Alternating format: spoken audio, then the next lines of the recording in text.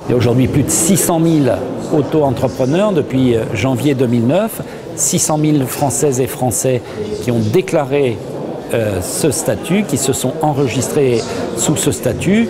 Il y a, c'est une indication, une forte accélération de création de chiffre d'affaires, de déclaration de chiffre d'affaires. On escompte 2,5 milliards, entre 2,5 milliards et 3 milliards d'euros en 2010 de chiffre d'affaires généré par l'activité des auto-entrepreneurs.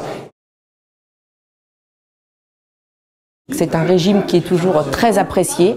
97% des répondants referaient le même choix en choisissant ce régime si c'était à faire. Donc il y a un niveau de satisfaction quant au régime, sa disponibilité qui est très élevée.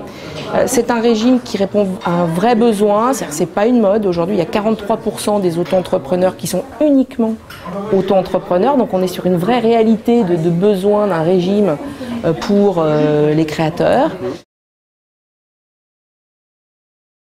On a une augmentation très forte de la proportion des femmes auto-entrepreneurs. On passe de 23 à 28% de femmes qui utilisent ce régime pour créer. Ça, c'est le premier élément.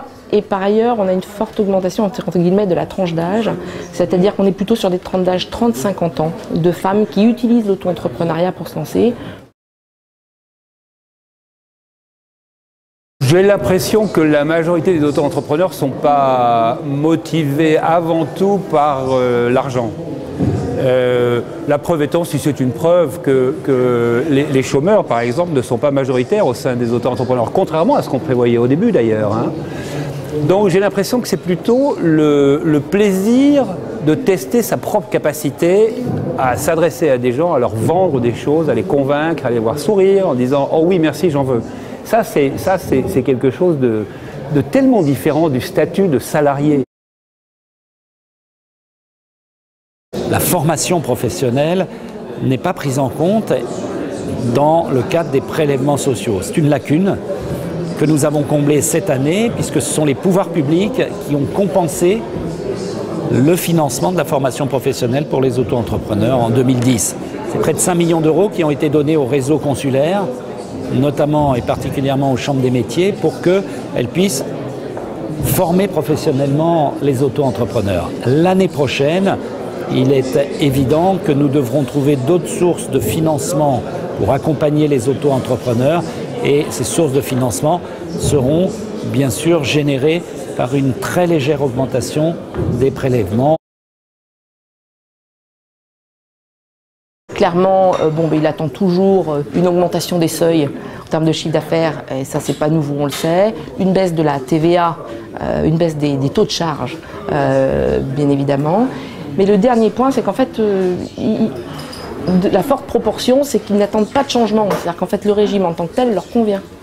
Et je crois qu'aujourd'hui, il y a un niveau de compréhension, c'est-à-dire quand on démarre en tant qu'auto-entrepreneur, on sait ce que ça veut dire. On a un boom complet de la volonté de basculer vers la création traditionnelle, et c'est bien là que se pose tout le sujet de l'accompagnement, parce que par ailleurs, le point sur lequel ils se sentent le moins bien informés, c'est comment on passe de l'auto-entrepreneuriat à l'entreprise traditionnelle de type SARL, EIRL, EURL.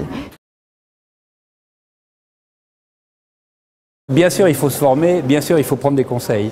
Mais d'abord et avant tout, si on démarre comme auto-entrepreneur, ça veut dire qu'auparavant, on a déjà un client. Ça veut dire que quoi que ce soit que vous fabriquiez, que vous pensiez, que vous conceptiez, de toute façon, il faut le vendre. Donc d'abord et avant tout, il faut avoir un client. Et avoir un client, ça veut dire quelqu'un de qui vous comprenez quelle est son envie, sa demande, son besoin. Si vous avez ça, vous mettrez en face ce qu'il faut.